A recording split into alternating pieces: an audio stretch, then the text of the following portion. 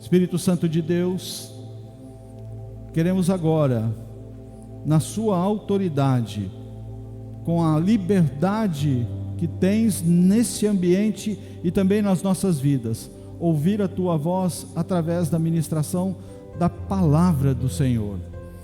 Com liberdade e autoridade, fala conosco e vem fazer em nossas vidas tudo quanto tens propósito, conforme a vontade do Pai. Assim oramos no nome de Jesus. Amém. Glória ao Senhor. Amém, amém, amém. Estamos numa série de mensagens. Hoje é a 4ª mensagem, quer dizer, já passamos do meio para o fim, são 7. Então eu quero te convidar, você que esteve aqui desde a primeira, continue, porque nós seguimos para aprender sobre uma vida abençoada. E uma vida abençoada é o título do livro que pautou essa série de mensagens, o autor Robert Morris. Esse livro está disponível na nossa bookstore, na nossa loja. Então, ao final, ao término, se você quiser adquirir esse ou qualquer outro livro, você dá uma passadinha ali na bookstore. Deixa eu recapitular rapidamente. Eu estou com agora, vocês estão vendo essa caixa aqui, gente? Isso aqui agora, já não bastava aquele relógio, tem um aqui, é um telepronto aqui, né, pessoal? Nós temos um telepronto, uma televisão que está me falando o tempo que eu tenho aqui, né? Mas eu preciso trazer uma cronologia, porque nós estamos falando de uma vida abençoada, e é certo que todos, de alguma forma, conscientemente querem uma vida abençoada. Ninguém deseja uma vida amaldiçoada, ninguém deseja viver ou ter uma vida que não seja a tradução de uma bênção. O nosso desafio é entender, à luz da palavra de Deus, o que é uma vida abençoada, porque a referência que nós temos de uma vida abençoada pode efetivamente não ser a correta. A sociedade diz que uma vida abençoada é quem tem dinheiro, é quem tem recursos, é quem é próspero, quem tem abastança. E nós vamos entender que o que Deus propõe para os seus filhos é totalmente diferente. Por isso, a primeira ministração que iniciamos essa série de mensagens fala que é tudo sobre o coração, que não tem a ver efetivamente com o dinheiro. O dinheiro está envolvido? Claro que está. Você não vive sem dinheiro. O dinheiro é importante porque ele supre. Nós conseguimos com o dinheiro manter a nossa dinâmica de vida, mas não tem a ver com o dinheiro, tem a ver com o coração. Nós entendemos naquela ministração que aonde está os valores da nossa vida, a Bíblia fala que aonde está o teu tesouro, ali está o teu coração. Ora, então, se o nosso tesouro, o nosso valor maior é o dinheiro, certamente o nosso coração vai estar ali. E o que Deus está chamando, falando, ensinando: dá-me o teu coração, diz a palavra. Porque se o meu coração, se o seu coração pertencer ao Senhor, e quando a gente fala de coração, a Bíblia, quando fala de coração, não está falando do órgão que pulsa sangue, está falando do centro das emoções, está falando daquilo que governa, que nos impulsiona nas nossas motivações. Então, o Senhor fala: me dá o teu coração, então me dá a sua vida, porque o Senhor não quer metade de você, o Senhor não quer uma parte, uma fração de você, o Senhor não quer algo que você entregue para Ele aleatoriamente, eventualmente. Por isso que a primeira ministração falava sobre que é tudo sobre o coração. A segunda fala da prova. Ora, nós estamos sendo ensinados sobre a fidelidade, sobre princípios que Deus estabelece para proteção e bênção. Você quer uma vida abençoada? Eu quero uma vida abençoada. Eu quero uma vida abençoada segundo os princípios daquele que me criou, daquele que me conhece, daquele que me formou, e daquele que sabe como ninguém quais são as minhas verdadeiras necessidades. Então, entrar, entender e seguir debaixo desses princípios é sim conhecer uma vida abençoada, mas é uma prova, é um desafio. Por quê? Porque o Senhor, através da sua palavra, nos ensina: tudo me pertence. Sabe tudo o que você tem? Seus bens, sua conta corrente, seu patrimônio, a sua vida, a sua família, tudo pertence ao Senhor. É um grande equívoco achar que nós temos as coisas, que tudo nos pertence, que porque eu trabalhei, porque eu ralei, aquilo me pertence, aquilo é meu. Mas o Senhor está ensinando: olha, na verdade, eu sou o Senhor de todas as coisas, eu comando, eu governo, eu controlo todas as coisas. Mas o Senhor fala: olha, se você quer ter uma vida abençoada, entenda os desafios, aquilo que eu estou ensinando. Então, por que é uma prova? Porque o Senhor ensina na sua palavra: 10% da sua receita, daquilo que você ganha, você consagrará a mim. Você, em fidelidade, consagrará a minha casa. É um desafio. Por que é um desafio? Porque de repente você está vivendo uma vida fora do princípio, fora da palavra, e você fala: eu não vou. Já é difícil pagar as contas todo mês, e eu ainda vou entrar em acordo e em obediência ao Senhor, ainda vou dar 10%, mas já não está faltando, por isso que já não está sobrando, por isso que é um desafio, porque você não entendeu, como muitas vezes eu não entendia. Por quê? Porque o meu coração estava no meu dinheiro, e eu queria controlar, e eu vivia angustiado, eu já vivi perrengues financeiros terríveis. Mas o Senhor está dizendo: é para te provar a tua fidelidade. A terceira ministração, que foi domingo passado, ora, entendemos, o Senhor está ensinando ao seu povo e ensinando a nós: 10% você consagra a mim, tudo me pertence, mas eu estou te pedindo, eu estou te dando a oportunidade de ser fiel aos meus princípios e consagrar 10%, para que o restante, os 90%, estejam debaixo de cobertura e debaixo de bênção. Aí, domingo passado, nós entendemos que obedecer ao Senhor não é do nosso jeito, porque muitas vezes nós recebemos a nossa renda, seja o salário, aposentadoria, comissão, cada um tem um ambiente de renda diferente do outro. Quando chega nas nossas mãos, o que a gente faz? O que tem que pagar? Pagar aluguel, pagar telefone, pagar isso, pagar aquilo, pagar aquilo. A gente vai pelas prioridades, ok? Não é isso que em geral a gente fazia, que não fazemos mais, que agora entendemos. Aí eu elegi como prioridade as minhas despesas. Chega no final, não sobrou, ou sobrou só uma parte. E aí é isso que eu quero entregar ao Senhor. E nós aprendemos: primeiro é para o Senhor. Mas por que o Senhor fala: primeiro você entrega para mim, para que o restante tenha cobertura e seja abençoado? Foi isso que nós aprendemos domingo passado. Estão comigo? No YouTube, inclusive, você que não perdeu uma ou outra, tanto as nossas ministrações aqui como a da nossa igreja sede em Araçatuba, você consegue resgatar. E hoje nós vamos aprender que existe um espírito, existe uma influência que quer dominar as nossas vidas no âmbito, na influência das nossas finanças, do dinheiro. E aqui hoje o Senhor vai nos ensinar como vencer e como quebrar essa influência. Por isso o título é Quebrando o Espírito de Mamon. Mamon é uma divindade da antiguidade que trazia para a adoração, fazia um link da adoração com riqueza, com dinheiro. Mamon, na antiguidade, mas hoje é adorado. Por quê?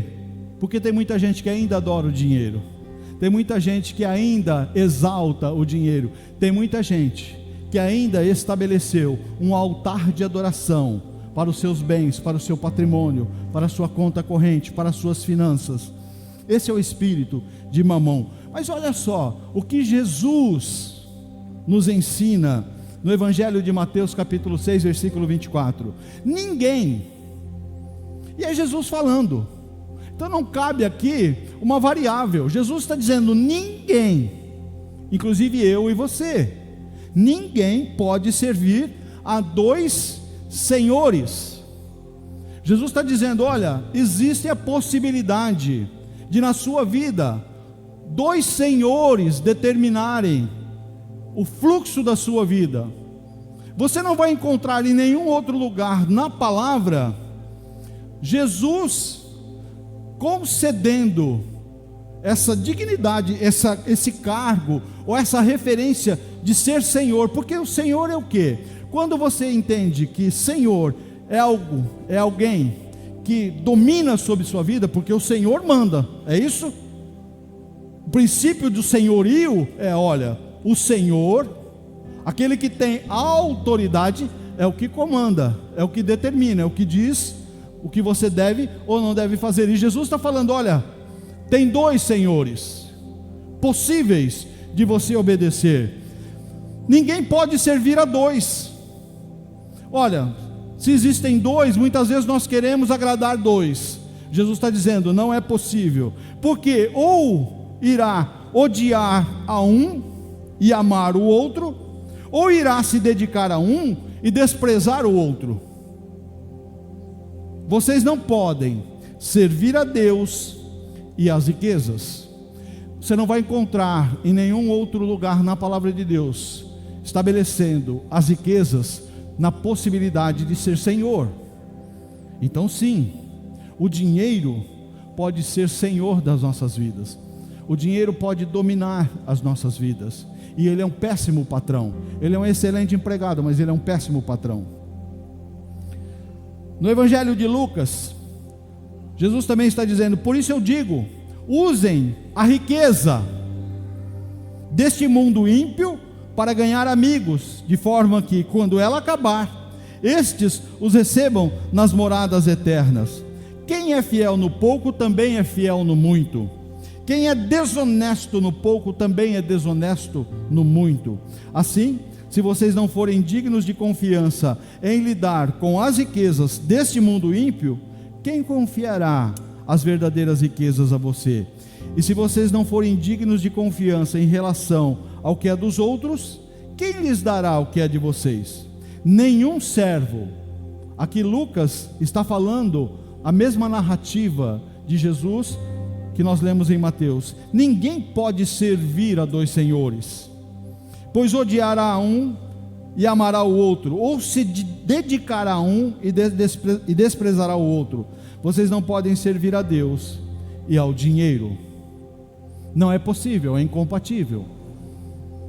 Porque você precisa escolher quem será senhor da sua vida. O que nós estamos ensinando, o que a palavra está ensinando, para desconstruir a sua racionalidade humana, não quer dizer sobre dinheiro. Não é sobre dinheiro, é sobre coração, é sobre vida. Nós louvamos aqui, eu gosto, não sei se você tem esse costume, esse hábito, mas eu gosto de ouvir a melodia, a letra, e entender a letra, porque é o que nós estamos cantando. E nós falamos aqui que Jesus, não há outro a não ser Jesus. Quer dizer, nós falamos: olha, Senhor, Jesus, o Senhor é exclusivo na minha vida. Nós, nas narrativas das nossas adorações, nós elegemos Deus, declaramos que Ele é Senhor, nós declaramos que Ele tem o domínio sobre nossas vidas. Nós declaramos que entregamos a nossa vida ao Senhor. É o que falamos na adoração cantada. Mas traduzindo isso na prática, particularmente quando somos desafiados a obedecer ao Senhor nos dízimos e nas ofertas, aí Deus não é Senhor, aí Deus não comanda. A maioria das vezes, quando fala de dinheiro, quando fala de finanças, quando fala de fidelidade ao Senhor nos dízimos e ofertas, nós não nos submetemos ao senhorio de Deus. Aí eu encontro a narrativa de Jesus. Sim, existem dois senhores. E quando eu falo, não, quem comanda a minha vida, as minhas finanças, o meu dinheiro, que eu ralei, que eu ganhei, que eu acumulei, sou eu que decido, tem a ver com as minhas necessidades e as minhas decisões, o que eu estou dizendo? O que eu estou traduzindo com essa atitude? Deus, nas minhas finanças, o Senhor não manda. O Senhor pode mandar na minha família, o Senhor pode mandar em outros aspectos da minha vida. No meu dinheiro não, não toca nele não. Ali quem manda sou eu. E aí eu encontro a correspondência do ensino de Jesus. Não dá para servir os dois. Não dá para uma hora eu dizer, dinheiro, você manda na minha vida, você determina o curso da minha vida, eu me alegro porque eu te tenho, quando na verdade Ele tem você. E quando você não tem, você entra num ambiente de desespero, você entra num ambiente de fragilidade, você se exaspera, você se descabela, porque o dinheiro acabou, ou porque você fez um mau negócio, porque você tomou uma decisão equivocada, ou porque o mercado teve uma mudança, uma inversão, e aquele dinheiro que você tinha já não tem mais, e ele era o teu Deus, e ele te abandonou, ele não te oferece mais satisfação, ele não provê mais na sua vida. O que resta? Num ambiente desse, o que resta? Lamento, dor, desespero. Muitos inclusive vão para o suicídio, muitos tiram a própria vida. Esses dias eu estava conversando com algumas pessoas, eu sempre fui daqui de Penápolis, e eu me lembrei, teve um camarada de Promissão, Nivaldinho, alguém se lembra desse camarada? Dr. Rodrigo, Nivaldinho, Nazi. Esse cara criou uma pirâmide financeira. Ele prometia rentabilidade que nenhum banco no Brasil oferecia. Eu conhecia o gerente do Banco Itaú, tomava café na casa da minha mãe, que morava ali perto do Banco Itaú naquela época. E esse cara estava bombando todo mundo, vendendo caminhão, vendendo casa, vendendo propriedade e depositando dinheiro, entregando dinheiro para ele. Era uma pirâmide financeira. E um dia tudo ruiu. A ganância, porque a adoração a Mamon, ao dinheiro, é a ganância, é a ambição. E um dia tudo ruiu, e teve gente que tirou a própria vida, porque perdeu tudo. Eu tinha um vizinho, eu tinha um comércio na época, o meu vizinho, ele vendeu o caminhão que ele trabalhava na empresa. Isso é uma insanidade. O caminhão que era importante no negócio dele, ele vendeu para aplicar o dinheiro desse camarada e perdeu tudo. Quem é senhor da sua vida? O seu dinheiro, a sua renda, os seus bens, o seu patrimônio, a quem pertence? Eu não estou dizendo que você ganhou desonestamente. Eu não estou dizendo que não é bom colher os frutos do próprio trabalho. Não estou dizendo nada disso. Pelo contrário, desejo que você seja absurdamente abençoado nos frutos do seu trabalho. Isso é muito importante. Isso é lícito. A questão é quando o recurso chega, e pode ser, e aqui gente, não tem uma escala de comportamento que está ligada a valores, porque adorar ao dinheiro tanto pratica aquele que tem rendas simples, não tem casa própria, paga aluguel, a receita, aquilo que percebe ao longo do mês, não são grandes valores, e ainda assim, nós encontramos pessoas que são aprisionadas pela dificuldade de entender o que Deus quer fazer com as suas vidas através da obediência. Tem gente que tem muito e dá sobras para o Senhor. Rodolfo falou aqui do exemplo da viúva, que deu 2 moedinhas, era tudo que ela tinha. Por isso que ela chamou a atenção de Jesus. Enquanto os ricos estavam depositando grandes valores lá, mas era o que sobrava.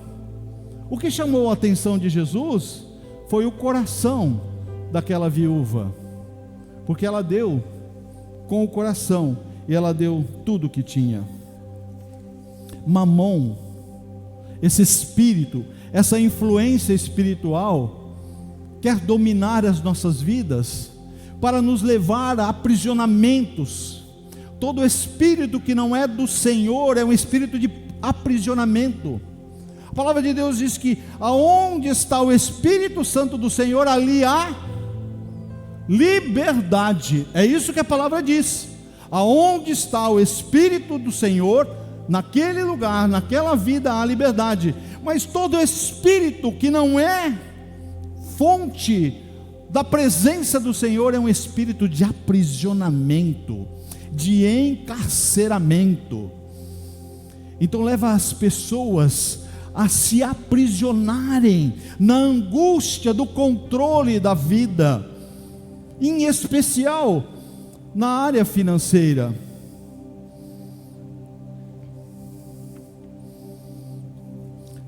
Esse espírito de Mamon promete segurança, felicidade, valor, identidade, poder, liberdade, paz. Mas todas essas coisas que homens e mulheres estão tentando adquirir financeiramente, a única fonte possível, segura, que vai prover isso é o Senhor, é Deus, não é o dinheiro. Mamon diz para comprar e vender, e Deus diz para plantar e colher. Mamon diz para enganar e roubar, e Deus diz para dar e receber. Mas acima de tudo, Mamon, esse espírito, essa influência espiritual maligna, quer governar a sua vida, quer te levar a perder o sono, porque você não sabe se no dia de amanhã, se no ano que vem, você terá os mesmos recursos.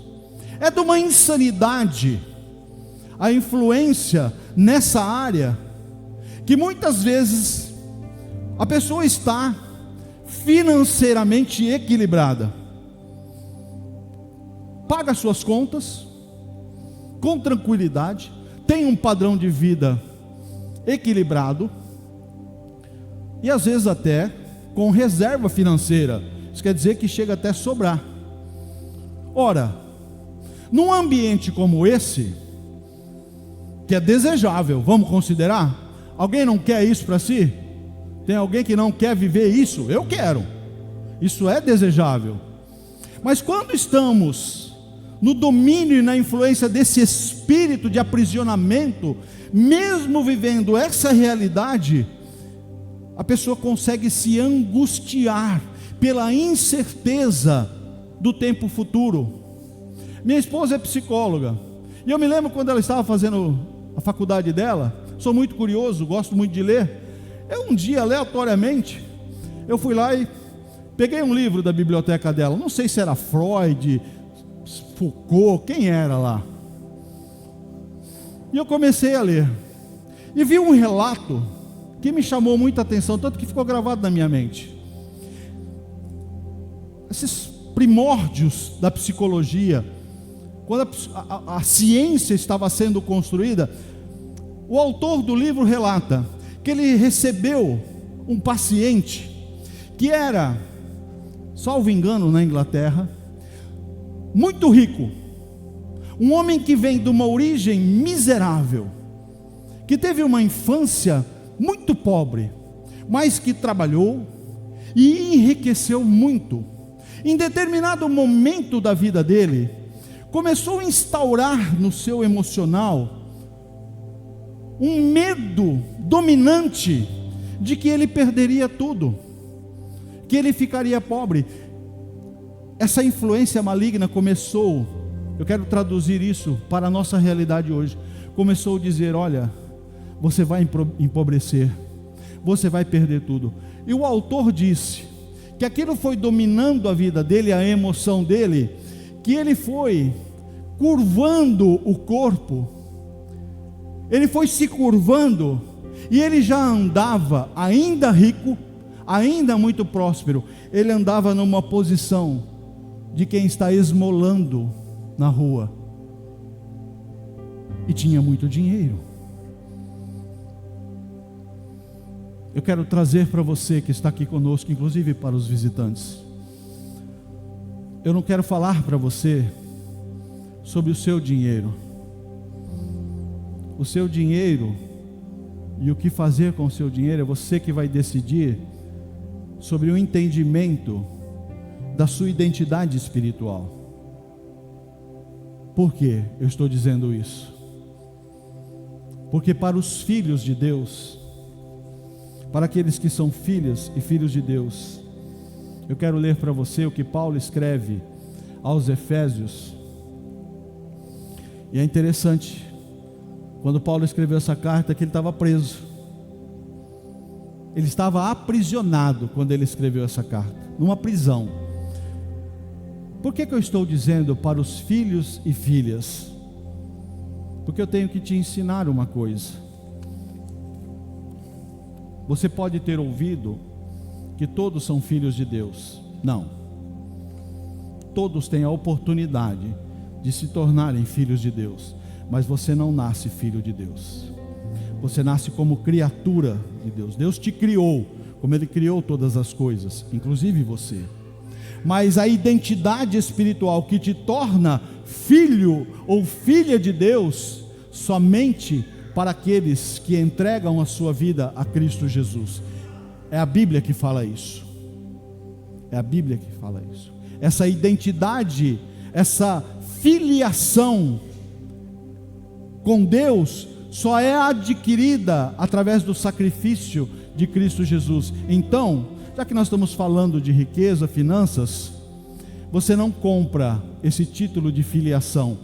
A sua riqueza, os seus bens, o seu patrimônio, é impossível você transacionar, você pegar o teu dinheiro, a tua fortuna e falar: Deus, eu quero comprar minha salvação. Sabe por que isso não é possível? Primeiro, Deus é dono de tudo. Do Senhor é a terra, a sua plenitude, o mundo é aqueles que nele habitam. O Senhor é dono do ouro, da prata, Ele é dono do universo inteiro. Você vai entregar o que para Ele se já é dele? Você só está administrando aquilo que é do Senhor, porque quando você morrer, você não vai levar nada.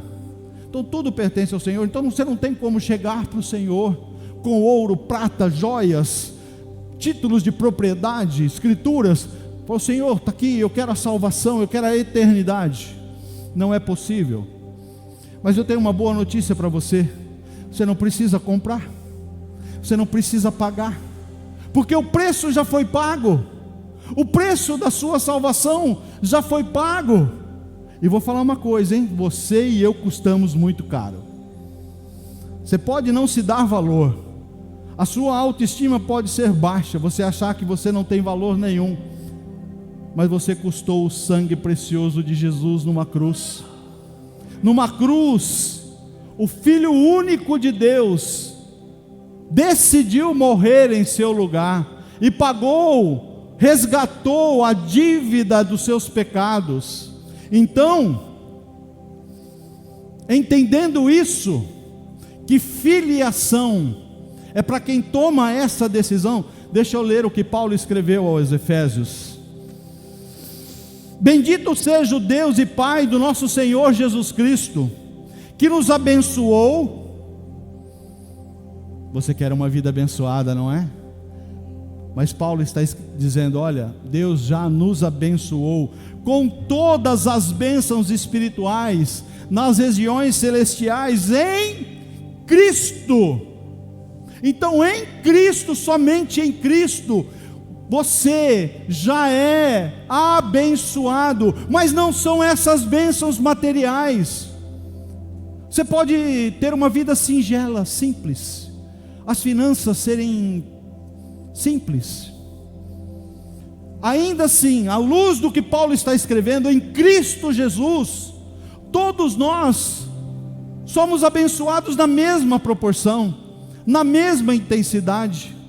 Acessamos as bênçãos que já foram liberadas sobre nossas vidas, porque Deus nos escolheu antes da criação do mundo. Antes de você existir, Deus já havia escolhido você para te abençoar em Cristo Jesus. Então, deixa eu fazer uma outra colocação aqui, aproveitar os nossos visitantes. Você pode estar empenhado, determinado a ter uma vida próspera. Você pode estar investindo a sua vida para ter uma vida próspera. Você pode já ter alcançado esse lugar de prosperidade. Mas eu quero te recordar de uma parábola que Jesus contou. As parábolas, as histórias de Jesus, é para nos ensinar os verdadeiros valores. E diz a seguinte a parábola: que um homem semeou. Ele tinha um campo e ele plantou naquele campo. E ele foi muito abençoado, porque veio uma colheita gigantesca, exponencial. Eu não sei se tem algum plantador de soja aqui, né? Porque a plantação de soja dá uma boa referência, né? Às vezes você está esperando, né, uma média de, vamos lá, 200 sacas por hectare ou por alqueire, e de repente vem 400 sacas. Já pensou que maravilha? Você é plantador de cana, você estava esperando colher tantas toneladas por alqueire e vem 3 vezes mais. Foi o que aconteceu na vida daquele homem. Ele fez alguma coisa errada? Não, pelo contrário, ele dedicou o trabalho, ele semeou no campo, ele teve fé, porque esperou que aquilo que ele semeou frutificasse. E a colheita chegou, e chegou abundante. E quando essa colheita chegou na vida dele, ele olhou a riqueza que chegou na vida dele. Aí ele errou. Aí ele faz o que muitas vezes nós fazemos. A bênção, né? Aquela prosperidade chegou forte, determinante. Aí esse espírito de Mamon, essa influência que quer dominar as nossas decisões na área financeira, falou no ouvido dele e ele escutou. E ele falou para si mesmo: alma, centro das emoções, alma, agora você tem bens demais, a riqueza chegou na sua vida, você não tem nem aonde guardar o que você colheu. Então derruba. Eu vou derrubar os celeiros, os armazéns que eu tenho, eu vou construir armazéns maiores, e toda essa colheita, essa bênção que chegou, eu vou acumular, e vou dizer para mim mesmo: agora eu não preciso mais trabalhar. Come, bebe, folga, porque o resto dos seus dias você garantiu com essa riqueza. Essa é a parábola, e esse é o comportamento daqueles que olham para as riquezas, para as finanças, para os recursos, e dizem para si mesmo: isso aqui é bom demais, isso aqui é importante demais, e eu vou viver por isso aqui, e isso aqui vai dominar a minha vida. Mas sabe como Jesus encerra essa narrativa dessa parábola? louco. Louco. Porque quem faz isso, quem olha para as riquezas que chegaram na sua vida e tomam a decisão: não, isso aqui é meu, isso aqui eu vou controlar, isso aqui vai resolver a minha vida, eu nunca mais vou precisar trabalhar, eu vou pagar todas as minhas contas e vai sobrar dinheiro para abençoar a minha família 3, 4, 5, 10 gerações. A mesma palavra, a mesma voz fala até hoje: você é louco. Sabe por que loucura? Porque o Senhor fala para aquele homem: esta noite eu vou recolher a sua alma, e o que você tem vai ficar para quem? Sabe por quê, igreja? Porque fora da presença do Senhor, fora da cobertura, fora da obediência do Senhor, fora dos princípios do Senhor, dinheiro é só dinheiro. Uma propriedade, 2 propriedades, 10 propriedades, é só patrimônio, não serve para nada. Por isso, eu quero te conduzir para um entendimento. O primeiro deles: o dinheiro não é mal. Nós não pregamos que aqueles que enriqueceram estão debaixo de maldição, que estão debaixo, estão errados, que estão equivocados. Não, o dinheiro não é mal. E a Bíblia não fala que o dinheiro é mal. A Bíblia fala em 1 Timóteo capítulo 6, versículo 10: pois o amor ao dinheiro é a raiz de todos os males. O amor ao dinheiro é a raiz de todos os males. Aqueles que elegem o dinheiro como Deus, como Senhor da sua vida, abrem a oportunidade de, ao invés de experimentarem a bênção, porque o dinheiro, deixa eu completar o raciocínio do versículo aqui. Algumas pessoas, por cobiçarem o dinheiro, desviaram-se da fé e se atormentaram com muitos sofrimentos. Vou repetir: algumas pessoas, por cobiçarem o dinheiro, desviaram-se da fé e se atormentaram com muitos sofrimentos. Traduzindo, e isso acontece, inclusive na minha vida aconteceu. Inclusive na minha vida aconteceu. Porque quando eu tive a maior crise financeira que eu já experimentei, e ela foi terrível. Já aconteceu com você, Nazir? Difícil, né? Não sei se você já passou por um perrengue desse. Não é fácil. Mexe com as nossas estruturas, nos abala estruturalmente. Para um pai de família, ver que não tem os recursos que antes existiam para pagar e prover o lar, é terrível. E eu tentei, mas no final eu fui aos pés do Senhor, e o Senhor me deu livramento. O Senhor me concedeu livramento. Mas acontece, olha só como é que o nosso coração, ele é frágil quando se fala de dinheiro. Deixa eu dar esse testemunho para vocês. Eu fiz um parcelamento, eu tinha uma dívida gigantesca no banco, e não tinha outra possibilidade, nem a casa que eu tinha seria suficiente para pagar. E eu fiz um parcelamento, eu parcelei em 24 meses, mas isso foi uma estratégia que Deus me deu, e continuei trabalhando firme, determinante, acordava de madrugada, mas agora eu tinha entendido e entrado num princípio de obediência, inclusive dizimando. 24 meses para romper com aquele aprisionamento que eu criei, viu? Foi decisão minha, fui eu que fui ambicioso, tomei decisão equivocada, não consultei a minha esposa, tudo aquilo que era errado eu fiz, e estava vivendo a consequência. Mas agora Deus estava me dando direcionamento e me abençoando. Agora todo mês eu tinha condições de pagar a parcela daquele financiamento, daquele parcelamento. Mas olha como é que o espírito de Mamon nos influencia com muita facilidade. 24 meses são 2 anos, né? E em 2 anos você pode se desconectar da realidade. E eu tinha um amigo que ele conhecia essa realidade. E aí estava terminando esse parcelamento, ele me perguntou: e aí, Renato, como é que está aquela situação? Já acabou? Eu falei: não, cara, faltam 2 meses. Faltam 2 meses, 22 meses que a bênção do Senhor chegava na minha vida e eu conseguia pagar.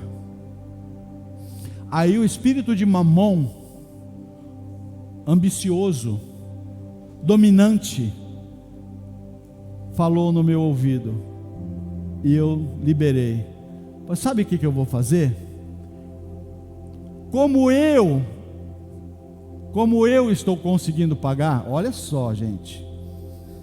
Naquele momento eu estava dizendo: Deus, isso aqui não tem nada a ver com você. Está acontecendo aqui, não tem nada a ver com... Sou eu que estou conseguindo pagar. Olha a insanidade. E eu falei: como eu estou conseguindo pagar, quando eu acabar de pagar, eu vou pegar o mesmo dinheiro e vou fazer um caixa, uma reserva financeira. O louco falando: olha, você tem capacidade, você tem controle, faz o que você pode. É o espírito, essa influência de Mamon, esse espírito dominante, que naquele momento falou nos meus ouvidos. Você sabe o que aconteceu, queridos? Deus poderia ter interrompido ali a bênção na minha vida, mas Ele queria me ensinar de uma forma mais determinante. 24º mês, paguei a última parcela. Mês seguinte, sobrou dinheiro? Nenhum centavo. Agora isso me ensinou que uma vida abençoada não é o que sobra, é a provisão de Deus. Isso é desafiador, mas é uma certeza determinante, porque o que você tem hoje, fruto do seu trabalho, como aquele homem que semeou, colheu, tomou sol na cabeça, investiu, comprou semente, pagou as despesas, pagou trabalhadores. Ele não fez isso em pecado. O erro dele foi que quando a bênção chegou na vida dele, ele falou: isso aqui é tudo meu, eu tenho controle sobre tudo isso aqui domina a minha vida. E é nesses momentos que nós damos ouvido a essa voz, a essa influência espiritual. Mas o dinheiro não é mal. Amar o dinheiro é que é o problema. Mamon é egoísta, mas Deus é generoso.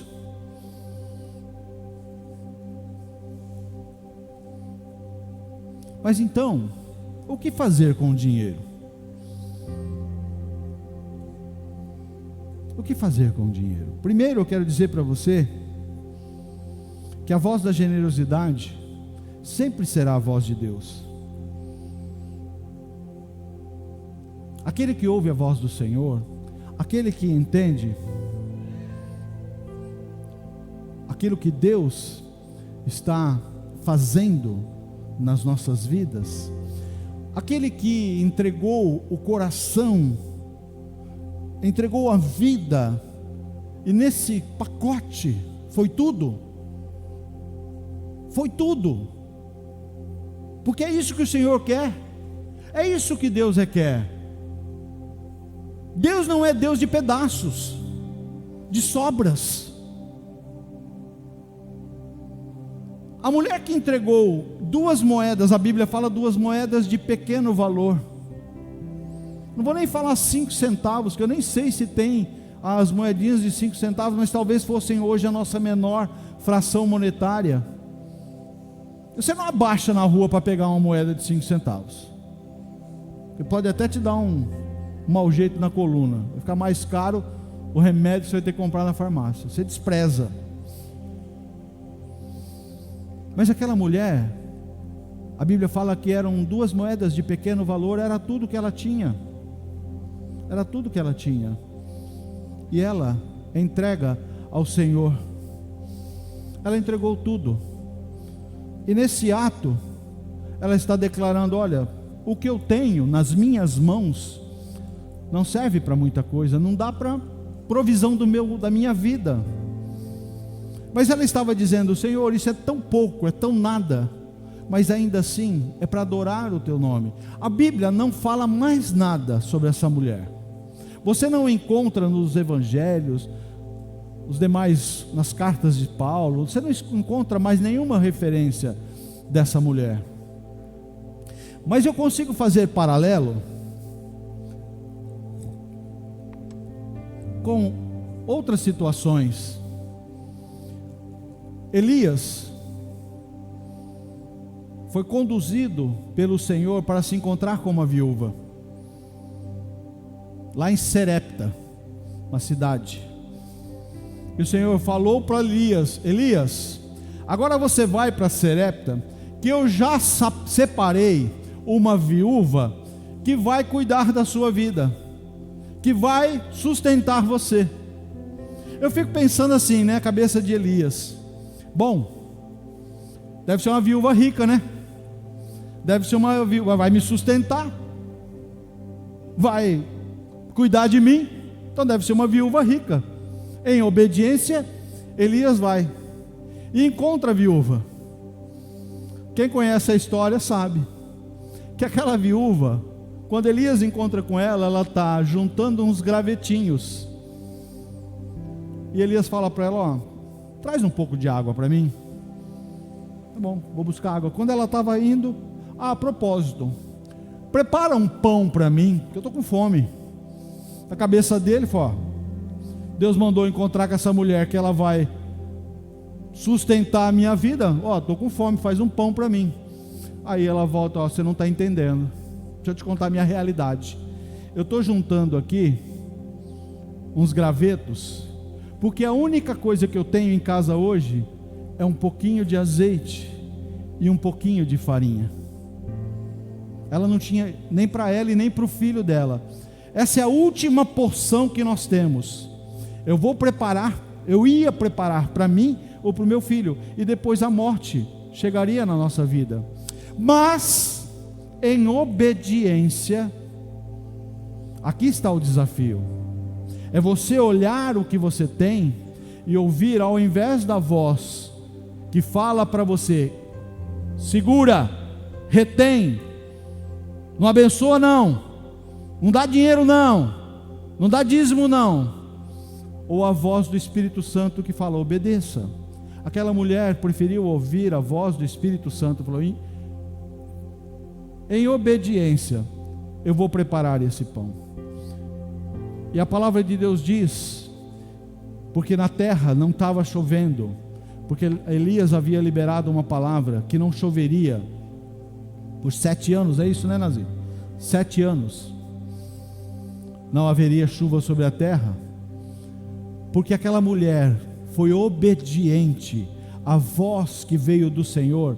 A palavra diz que da botija o azeite nunca faltou, e do lugar que tinha a farinha também não acabou. Isso quer dizer o quê? Que a obediência gera provisão. Você e eu vivemos preocupados, angustiados, se teremos para o dia de amanhã, se vai faltar, se não vai ter para honrar os nossos compromissos, ou até para concretizar os nossos sonhos, as nossas vaidades. Você tem uma TV de 70 polegadas, você quer uma de 200 polegadas, desse tamanho aqui você quer pôr na tua casa. É a nossa realidade. E aí a gente fica ouvindo essa voz que não, guarda, segura, investe em Bitcoin, investe em ações, né? E aí fica nesse vai para cá, vai para lá, né? E quando vê, vai tudo para o vinagre. Então o que fazer com o dinheiro? Dá uma aula de consultoria financeira agora para você. Agora você pode até anotar, para que você pegue os seus recursos agora, e eu vou garantir para você rendimentos exponenciais, rendimentos que você não está nem preparado. Ouçam, o maior, não posso nem falar que ele é um coach financeiro, seria ofensivo falar que Jesus é um coach financeiro. O melhor dos melhores, comparado a Jesus, é um Zé Ruela, um tabaréu ignorante.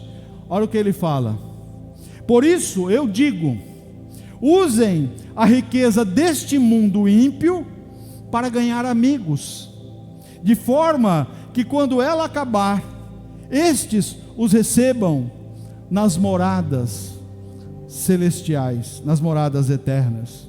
Usem a riqueza deste mundo ímpio para ganhar amigos. O que o senhor está querendo dizer com isso, pastor? É para eu fazer relacionamento social? Para eu pegar meu dinheiro e criar network, né?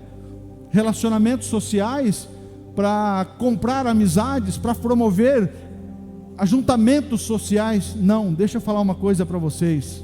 Eu vou te traduzir na minha vida o que é investir a riqueza do mundo para ganhar amigos, que quando acabar eles vão receber nas moradas, nós seremos recebidos por eles nas moradas celestiais.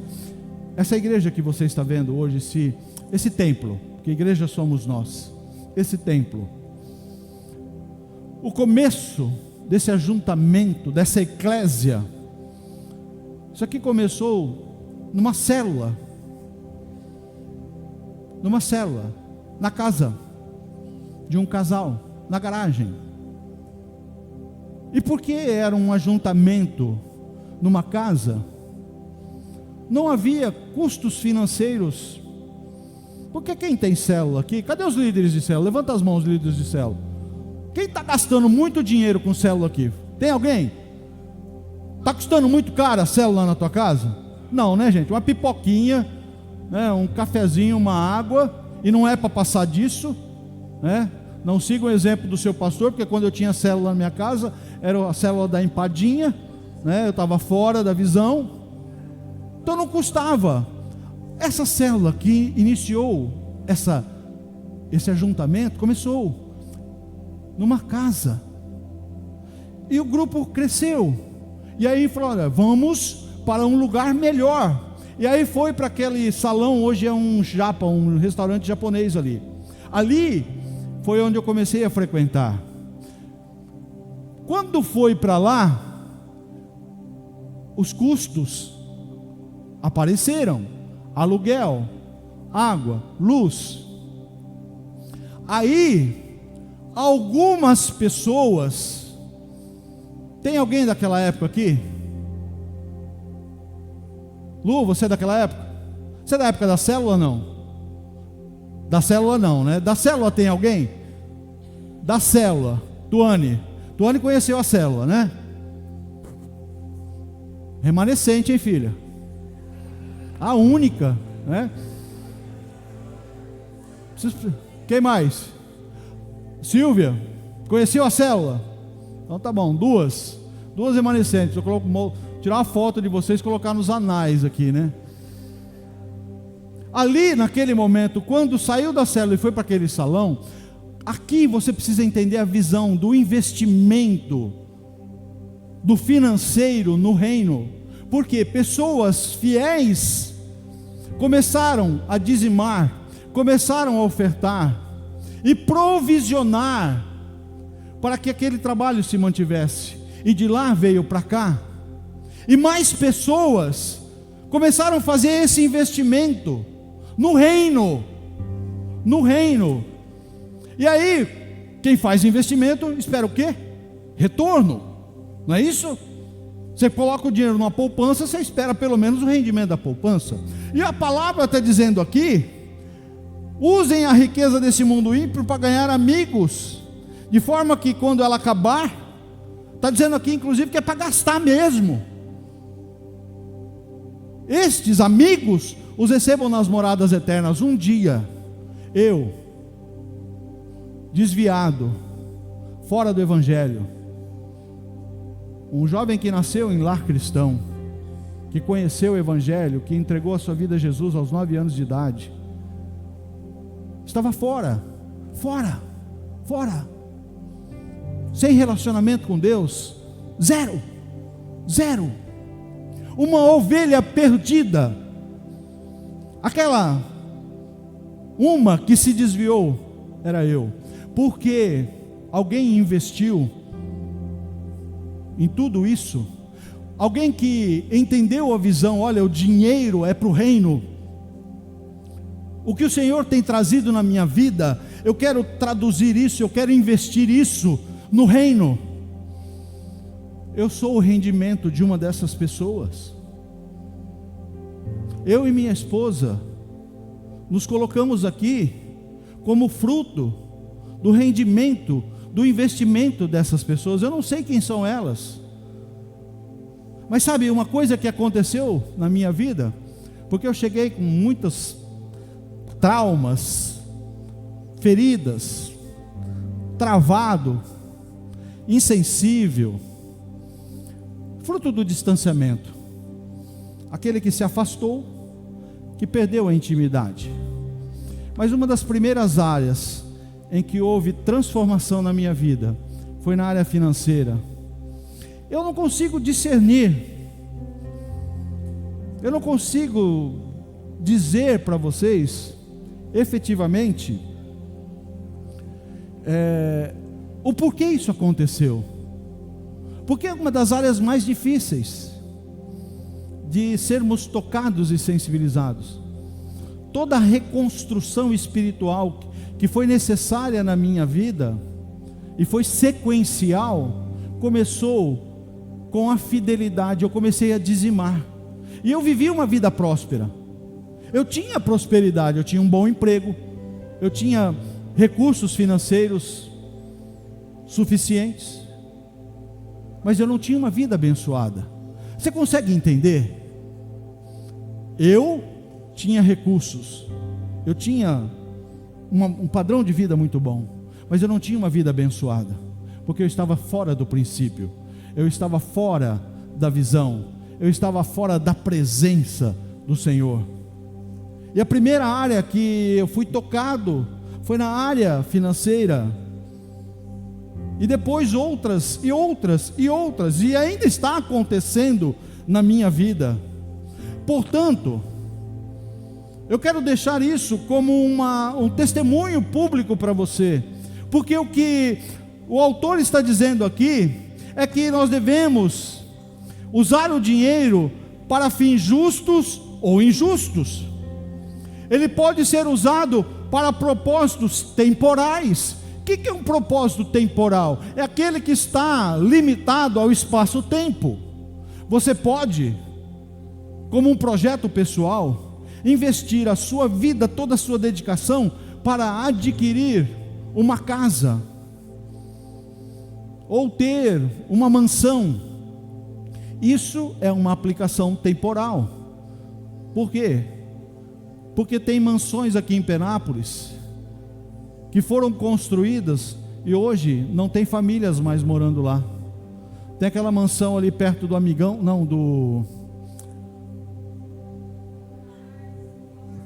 da Baurular, perto da Baurular, dos Masquetos.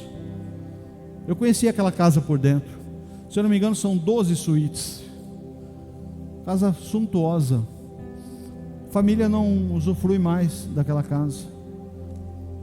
Esses dias eu vi uma matéria, o ex-presidente do Banco Santos, a casa dele está indo a leilão, vai ser demolida. Uma mansão, uma das maiores mansões do Brasil. Isso é investir em propósitos temporais, mas você pode investir em propósitos eternos. Quando o texto fala, use o seu dinheiro para conquistar amigos, e que eles vão nos receber nas moradas celestiais, o autor está dizendo aqui, olha, se você entrou na visão e abençoou o reino, você não deu dinheiro para o pastor, você não deu dinheiro para sustentar homens, você abençoou o reino. Eu já falei aqui, eu só vou reiterar. O seu compromisso de fidelidade é entregar ao Senhor, não é a homens. Mas esse dinheiro, ele vai ser administrado por homens. Há uma gestão financeira nessa igreja que é muito séria. Eu tenho o ministro Flávio, tenho o Rodolfo e o Danilo, que fazem parte dessa equipe. Mas eles submetem todo o relatório financeiro, todos os lançamentos, à apreciação da equipe financeira da nossa igreja lá em Araçatuba. Fique tranquilo, é muito bem administrado, mas é muito pesado. Tomar decisões nas áreas financeiras, as estratégias, é a responsabilidade que nos cabe. A sua é de ser fiel. Mas o texto está dizendo: gastem no reino, mesmo até acabar. Porque a tradução é o seguinte: talvez eu vou chegar no céu um dia, sei lá quando. Eu sei que eu já estou em procedimento de pouso, eu não consegui vir a pista ainda, mas vou completar 60 anos, 120 eu não vou, então já estou em procedimento de pouso. Talvez eu vou chegar no céu e vou encontrar alguém que fala: olha, cara, porque você foi fiel, porque você abençoou o reino, eu fui alcançado, eu fui resgatado, eu frequentei uma célula e ali eu conhecia Jesus. Estão entendendo? É esse o investimento, esse é o resultado, a colheita disso.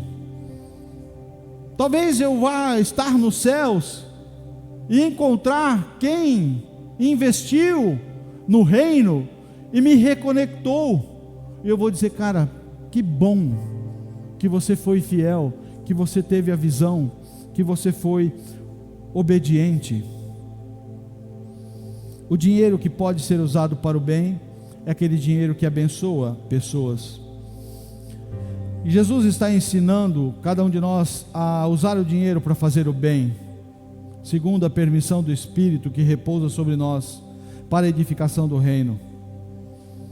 Dessa forma, estamos possibilitando a salvação de muitos. Eu ouvi uma palavra hoje, é um pastor que ele é polêmico, eu sigo ele no Instagram, mas eu tenho muita sabedoria ao ouvi-lo e discernir, mas ele deu uma referência numérica da arrecadação financeira das igrejas evangélicas no Brasil.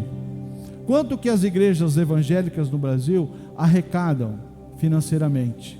O quanto desse valor é destinado a missões? O que é missões? Evangelismo.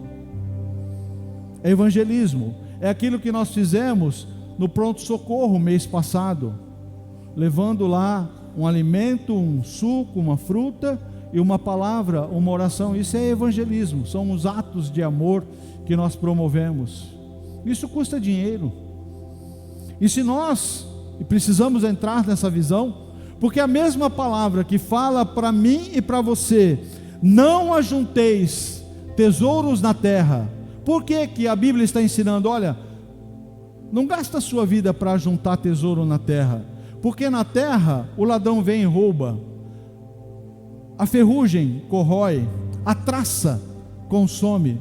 Antes ajuntais tesouros nos céus, lá não tem ladrão, lá não tem traça, lá não tem como esses tesouros celestiais serem corrompidos, serem estragados, serem perdidos. Então, se for para fazer investimentos bem assertivos, vamos usar o dinheiro, inclusive o dinheiro da igreja, para a expansão do reino. Para a expansão do reino. Nós temos recebido palavras de expansão para essa igreja. Palavras de expansão para essa igreja. E eu tenho acolhido essas palavras, esses apontamentos proféticos. Nós temos visto A nossa extensão de Adamantina está mudando para um novo endereço, muito maior. Promissão já fez isso. Quem já foi no novo endereço de Promissão? Top, né? Belo lugar. Expansão. Agora Birigui está mudando para um lugar maior. A mesma palavra tem chegado para nós. Dentro de uma visão de sabedoria profética, quando eu recebo um apontamento profético, eu vou olhar para a palavra de Deus. Esse apontamento é contrário à palavra, eu rejeito, ele não serve. Mas quando esse apontamento ele é bíblico, com sabedoria profética, eu acolho. Senhor, eu aceito, eu espero o teu tempo. Há um tempo de expansão chegando, como chegou de uma célula para um salãozinho e veio para cá. Quando nós viemos para cá, não tinha nem essa cobertura, não existia. Isso aqui era um calor abrasador. Quem pregava aqui saía daqui como se tivesse numa sauna, porque nós não tínhamos nem os ar-condicionados. E ainda podemos melhorar esse ambiente aqui. Então, houve investimento, pessoas foram generosas e têm sido generosas, e eu espero que você seja uma delas. Porque se o Senhor está falando profeticamente, eu vou expandir a minha obra, Ele fará isso, com você ou sem você. Eu já decidi. Senhor, tudo o que o Senhor tiver para fazer nessa cidade, com essa igreja, conte comigo. Eis-me aqui.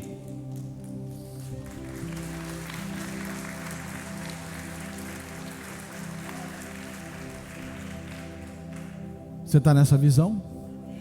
Ou você está na visão da influência de Mamon, que está dizendo para você: ah, cara, isso é só conversa, fica com o que você tem, administra o que você tem, é seu, você trabalhou, você investiu, você fez, aconteceu.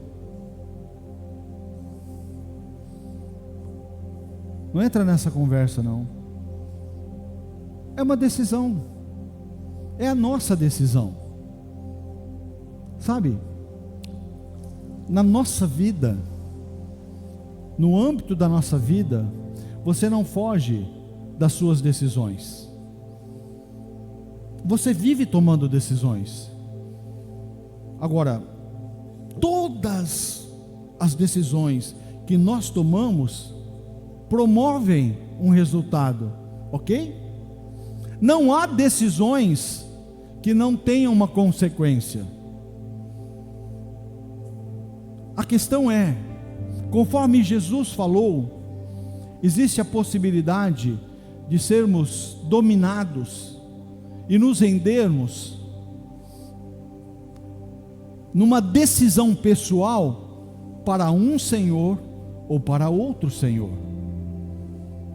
É incompatível, frustrante, não te levará a lugar nenhum, não construirá em você nenhum ambiente de obediência, de cobertura espiritual, conforme o princípio da palavra, se você quiser servir aos dois.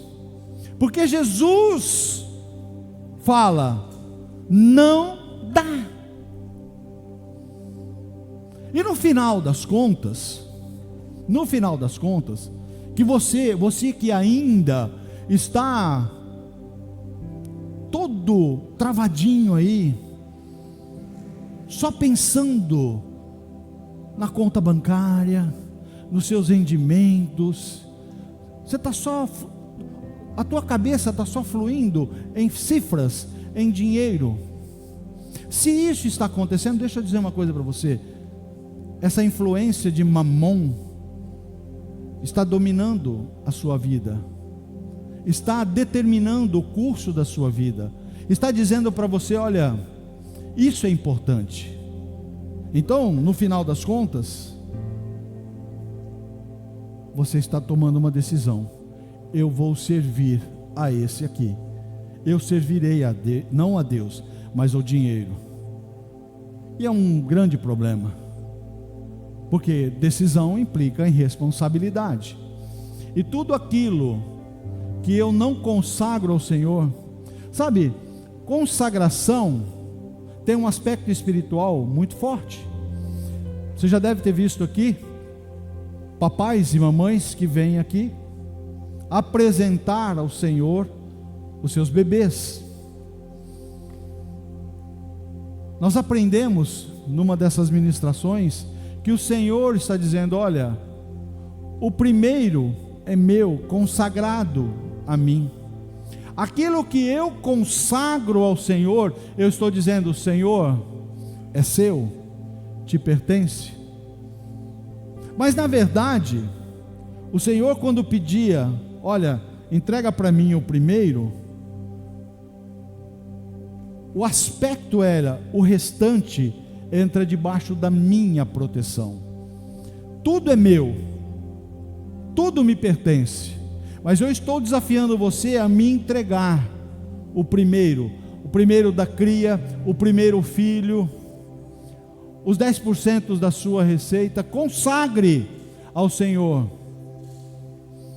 e o restante entra debaixo de cobertura. Mas aqueles que falam: não, eu vou administrar, eu que vou determinar, quem vai fazer, quem vai dizer se vou dar, se não vou dar, se serei obediente, aonde vou aplicar, o que eu vou fazer com o dinheiro, sou eu. Cadê a cobertura? Cadê o princípio estabelecido por Deus? Eu estava refletindo sobre algo muito contemporâneo. Você já deve ter ouvido, lido, conhecido alguma coisa sobre a nação de Israel. A história de Israel começa pela eleição de Deus em Abraão, que prometeu a Abraão: olha, eu vou fazer você pai de muitas nações, pai de uma nação gigantesca, você será pai de multidões. Abraão creu, mas não viu. Jacó creu, mas não viu. Os patriarcas não viram. Mas Israel surge. E Deus escolhe essa nação como possessão pessoal. Gente, isso é nos primórdios da história da Bíblia. E Deus estabelece princípios de proteção para essa nação, os ensina princípios, inclusive de comportamento social, alimentação, finanças. Deus ensina. Onde está Israel hoje? Israel hoje é uma nação próspera, abençoada, relevante. É uma nação geograficamente minúscula, pequeninha, do tamanho de um pequeno estado do Brasil, cercada geograficamente por nenhuma nação amiga. Todos os seus vizinhos são inimigos, que têm o objetivo de destruí-la. Israel está lá até hoje.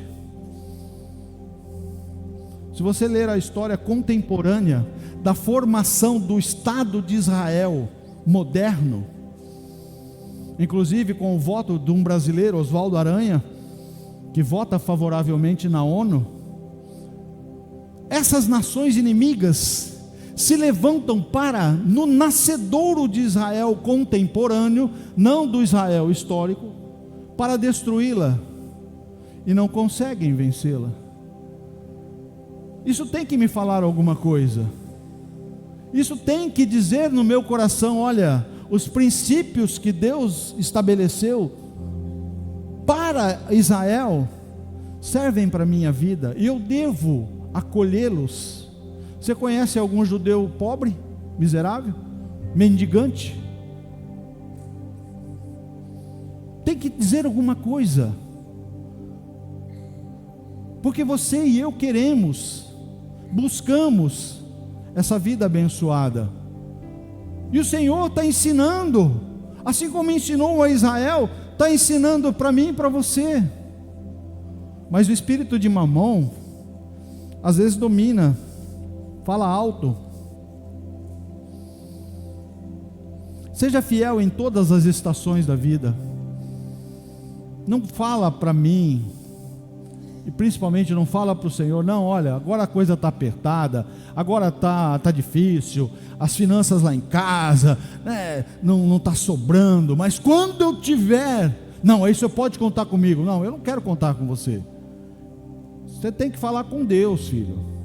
Você tem que apresentar as suas justificativas para o Senhor. Mas o que a Bíblia diz é o seguinte: quem é fiel no pouco, também é fiel no muito.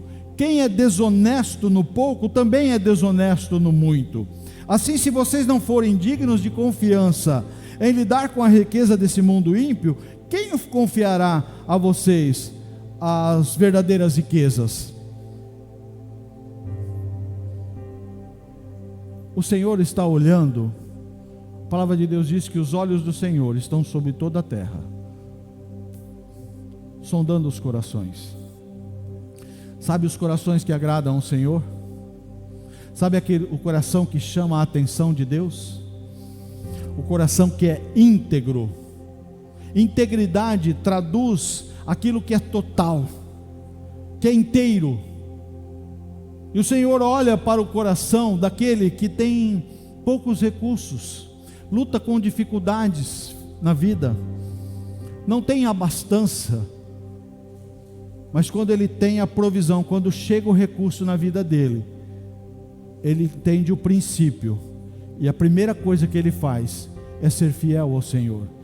O Senhor olha para esse coração e fala: olha, aqui tem um coração que, se eu abençoar a vida dele, se eu multiplicar na vida dele, ele vai continuar sendo fiel. Agora, quando nós falamos para nós mesmos numa autojustificativa: não, mas quando eu tiver mais, se Deus duplicar, e a gente fica até às vezes fazendo um joguinho com Deus, né? Ó Deus, dobra a minha renda aí que conta comigo. Não, filho, você já é infiel no pouco, no muito você vai continuar levando para lá o mesmo coração. É o que a palavra está dizendo. O que importa não é quanto temos, mas sim a quem pertence. Se pertencemos a Deus, o dinheiro que temos na verdade é dele. Qual é a sua identidade espiritual? A quem você pertence? Você entregou a sua vida a Jesus? Em algum momento na sua vida você entendeu o chamado, o propósito de salvação de Cristo Jesus? Se você entendeu, e você um dia tomou uma decisão: Senhor, eu entendi que o preço que foi pago pela minha vida custou o sangue de Jesus numa cruz, então eu quero entregar a minha vida ao Senhor. Eu não quero mais ter o controle e o domínio da minha vida, porque o Senhor já me comprou em Cristo Jesus. Eu estou aceitando e estou me entregando ao Senhor. Quando você faz isso, você fez como? Só metade? Senhor, eu estou entregando a minha vida ao Senhor, porque entendi que Jesus morreu por mim, menos o meu relacionamento conjugal. É isso? Senhor, eu estou entregando a minha vida ao Senhor, porque entendi que Jesus morreu por mim para me salvar. Então eu estou entregando a minha vida ao Senhor, menos os meus recursos financeiros, menos as minhas riquezas, menos o meu salário. Tenho menos na sua entrega? Então você não se entregou. Por quê? Porque Deus quer de cada um de nós a integridade. Porque aquilo que eu não entrego ao Senhor, está na mão de quem? Fala para mim, você que já ouviu aqui uma ministração, que no reino espiritual não há neutralidade, que no reino espiritual, onde há uma batalha espiritual para a dominação, não há a possibilidade de você declarar neutralidade. Trevas lutando contra a luz, hostes espirituais da maldade se confrontando, e você está dizendo: olha, eu não tenho nada a ver com essa briga, não é comigo. Isso não pode, não é possível. Então, entenda de uma forma definitiva: ou você entrega tudo ao Senhor, toda a sua vida, tudo o que você é e tudo o que você tem, ou você não está entregando nada, porque Deus não quer parte de você. Jesus não morreu numa cruz para salvar uma parte de você, e Deus não está propondo para todos nós uma vida abençoada, em que você, ora, está querendo ficar debaixo dessa cobertura espiritual, ora, você decide: não tem a ver comigo. Jesus disse o quê? É possível servir a dois senhores? Jesus falou que é possível? Não. E Jesus fala: o dinheiro é senhor, o dinheiro pode mandar, porque Senhor é quem manda, Senhor é quem controla. Então Jesus está dizendo: o dinheiro pode te controlar, mas o que não dá é para você servir os dois. E por último, as meninas já estão chegando, viu, gente? As famílias, fiquem tranquilas que elas já estão chegando. Desenvolvam uma nova mentalidade. Paulo, falando aos romanos, diz: não se amoldem, não tomem a forma, não se conformem, não tomem a forma do padrão deste mundo, mas transformem-se pela renovação da sua mente, para que sejam capazes de experimentar e comprovar a boa, agradável e perfeita vontade de Deus.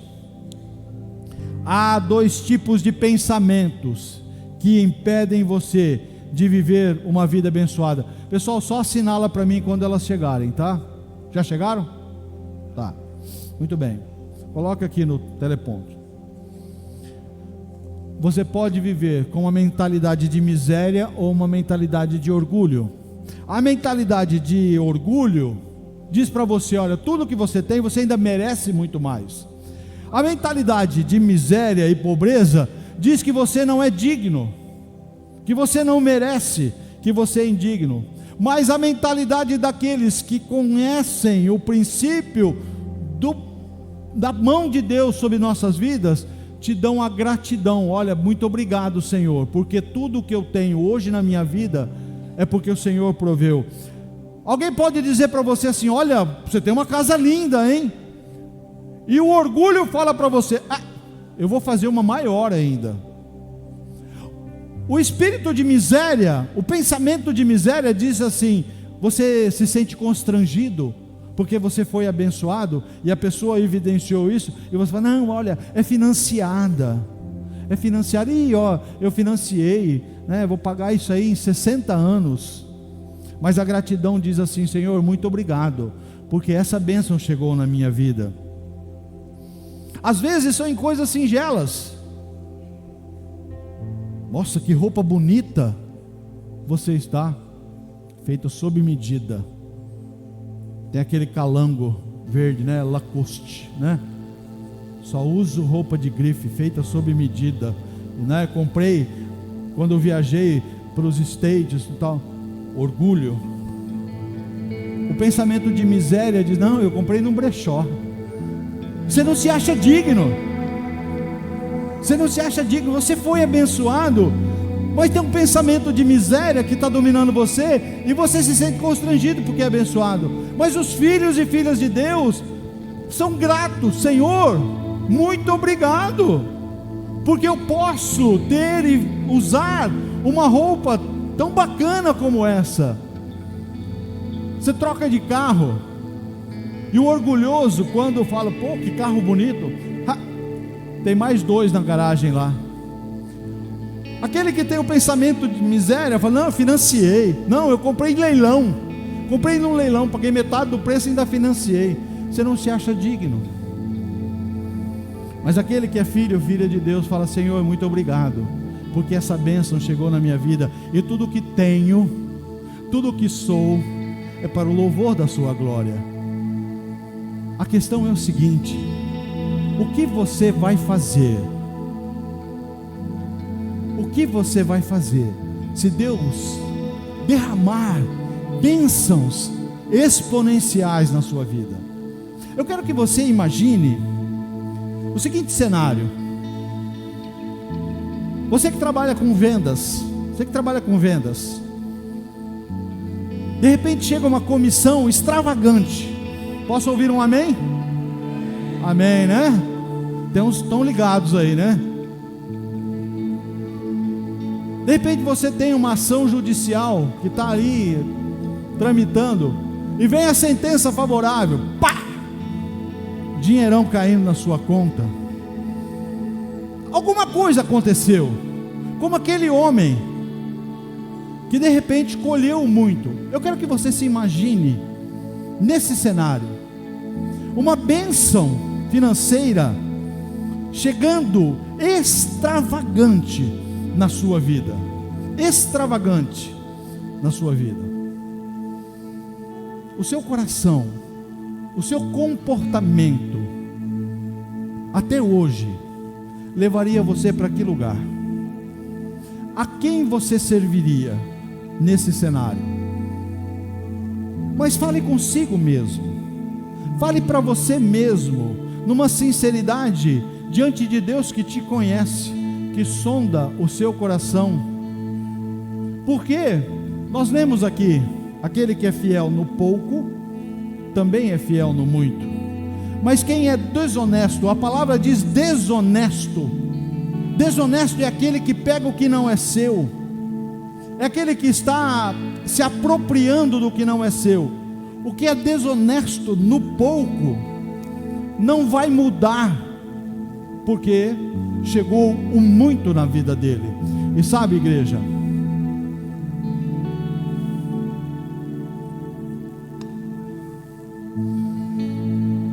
às vezes tem uma bênção preparada pelo Senhor com o seu nome. Ela foi feita, ela foi dimensionada para você. Ela está retida, ela é sua, porque nós lemos que em Cristo Jesus nós já fomos abençoados com toda sorte de bênçãos espirituais. E às vezes bênçãos espirituais também se traduzem em bênçãos materiais, mas porque o meu coração, o seu coração, não é sensível à voz de Deus, é sensível à voz de Mamon. Não é posicionado em obediência ao Senhor, é posicionado em obediência a Mamon. Essa bênção não está chegando. Eu quero te desafiar a agora, comigo, fazer uma oração declaratória. Agora você vai orar comigo, quebrando na sua vida e nas gerações das futuras essa influência espiritual. Projeta aqui para mim, por favor.